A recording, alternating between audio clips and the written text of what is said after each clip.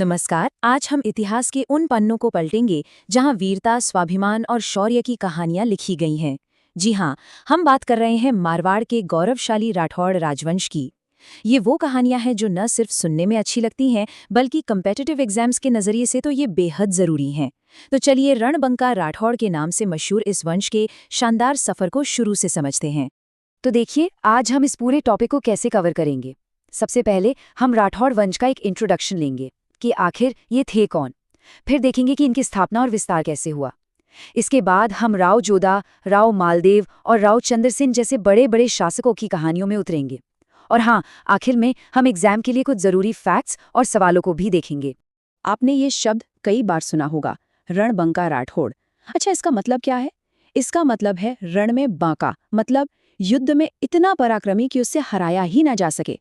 ये कोई ऐसी उपाधि नहीं थी जो उन्हें विरासत में मिली थी। नहीं, ये उन्होंने रणभूमि में अपने खून और पसीने से, अपने जबरदस्त शौर्य से कमाई थी।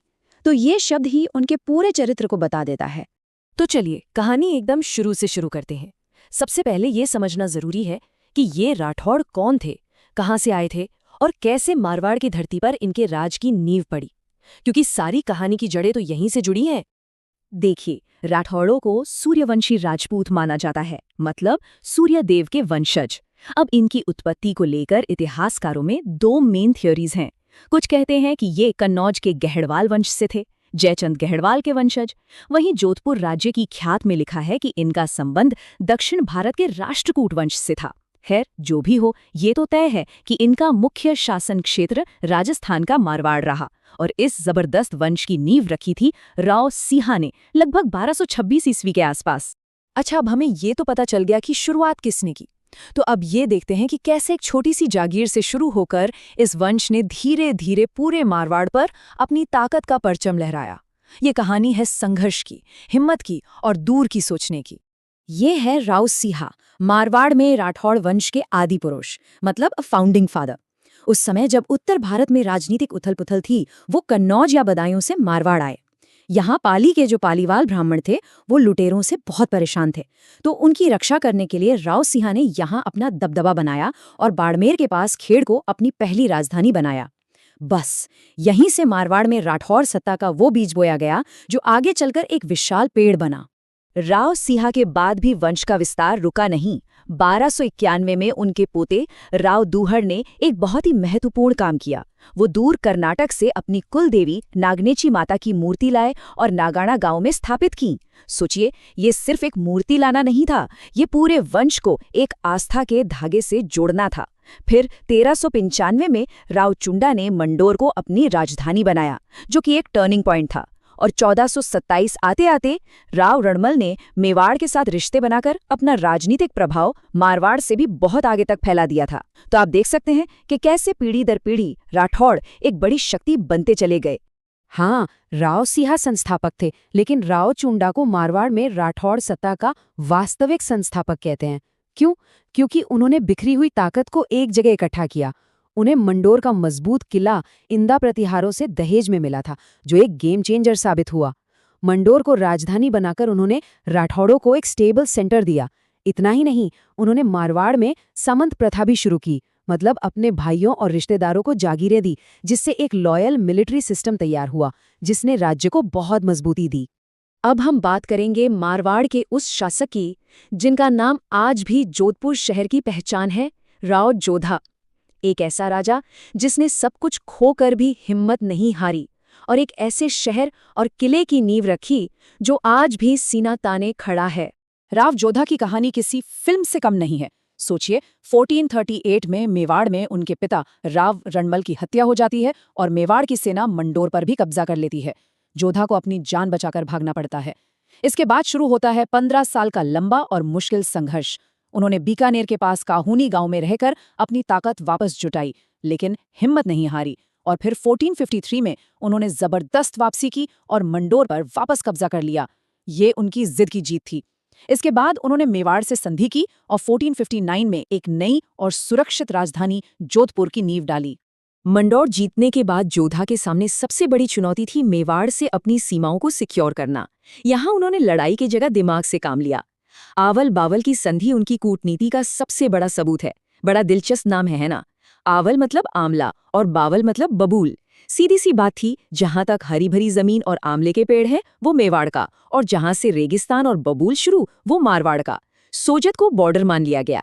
इस एक संधि ने सालों पुराने झगड़े को खत्म कर दिया और जोधा को शांति से अपने नए राज्य के निर्माण पर ध्यान लगाने का मौका दिया। जोधपुर की स्थापना एक स्ट्रेटेजिक मास्टर स्ट्रोक था।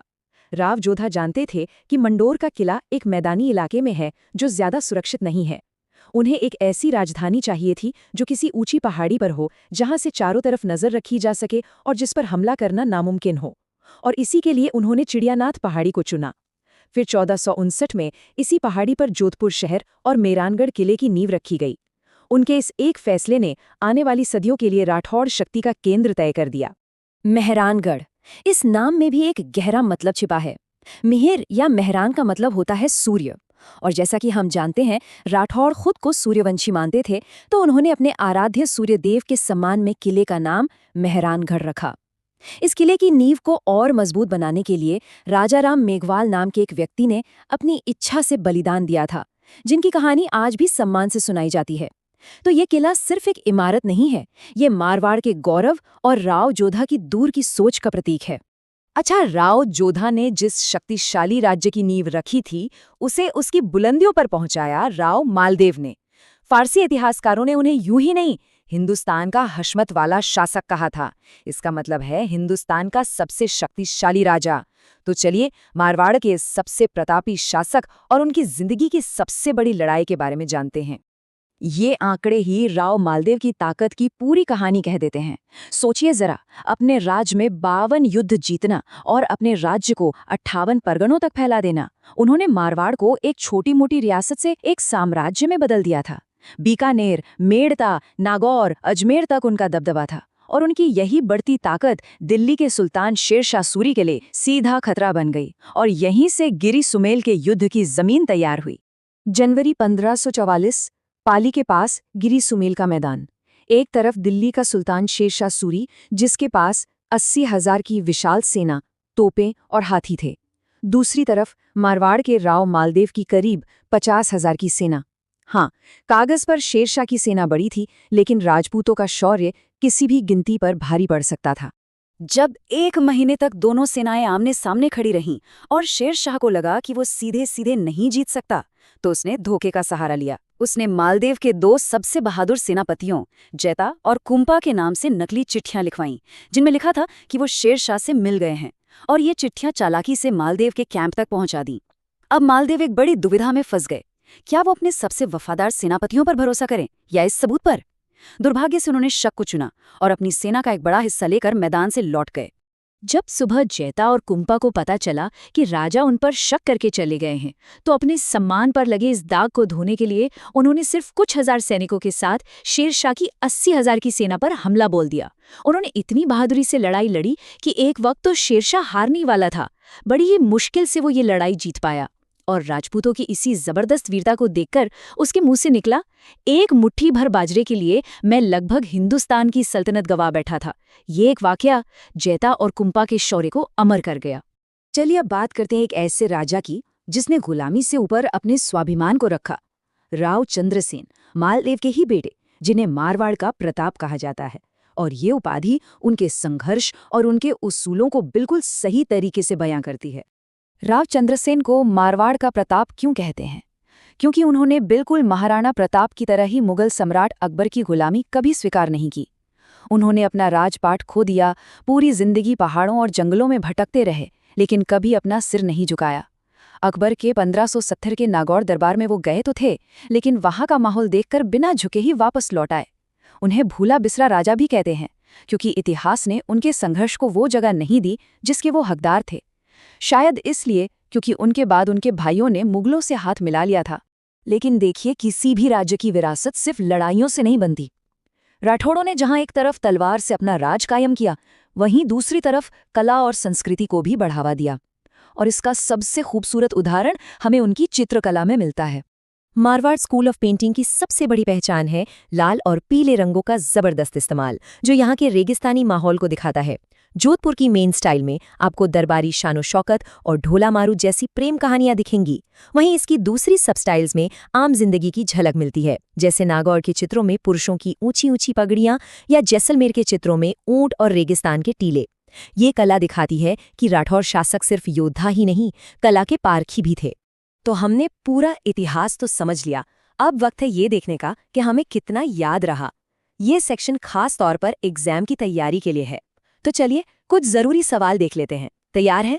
पहला सवाल, मारवाड़ का प्रताप किसे कहा जाता है? अभी अभी हमने इस पर बात की है, जरा सोचिए। इसका सही जवाब है, थोड़ा रुककर, ऑप्शन सी, राव चंद्रसेन। याद रखिएगा, महाराणा प्रताप की तरह ही इन्होंने भी अकबर की अधीनता कभी स्वीकार नहीं की। अगला सवाल, और ये एक बहुत ही जरूरी फैक्ट है, राव मालदेव का राज्याभिषेक कहाँ हुआ था? इसका सही जवाब है, थोड़ा रुककर, ऑप्शन सी, सोजत। ज्यादातर लोग जोधपुर या मेहरानगढ़ सोच लेते हैं, लेकिन उनका राज्याभिषेक सोजत में हुआ था। ये याद रखना बहुत जरूरी है। और आखिरी सवाल तारीख से जुड़ा हुआ, गिरी सुमेल का वो ऐतिहासिक युद्ध कब हुआ था? देखिए 1459 में तो जोधपुर बना था, तो सही जवाब क्या होगा? थोड़ा रुककर, बिल्कुल सही, ऑप्शन बी, 1544 ईस्वी। जनवरी 1544, ये तारीख मारवाड़ के इतिहास में कभी नहीं भुलाई जा सकती। तो चलिए एक बार जल्दी से सब कुछ रिवाइज कर लेते हैं। बस ये 4 नाम याद रखिए। मारवाड़ में राठौड़ वंश की कहानी शुरू किसने की? राव सिंहा ने। एक नया और भव्य शहर किसने बसाया? राव जोधा ने। ताकत और साम्राज्य की मिसाल कौन बना? राव मालदेव। और स्वाभिमान की आग को किसने जलाया रखा? राव चंद्रसेन ने। ये 4 नाम मारवाड़ के इतिहास की रीढ़ की हड्डी हैं। इस पूरे इतिहास को जानने के बाद एक सवाल पर जरूर सोचिएगा। इन महान निर्माताओं, इन योद्धाओं और इन स्वाभिमानी शासकों में से आपको क्या लगता है, किस एक राठौर शासक का योगदान मारवाड़ की विरासत के लिए सबसे ज्यादा इम्पैक्टफुल था? क्या वो जोधा थे जिन्होंने जोधपुर बसाया, या मालदेव जिन्होंने साम्राज्य फैलाया, या फिर चंद्रसेन जिन्होंने स्वाभिमान को सबसे ऊपर रखा? अगर आपको मारवाड़ के राठौड़ राजवंश का ये सफर पसंद आया तो ऐसे ही और भी ऐतिहासिक विश्लेषणों के लिए हमारे साथ जरूर जुड़े। हमारे चैनल को सब्सक्राइब करना मत भूलिएगा। धन्यवाद।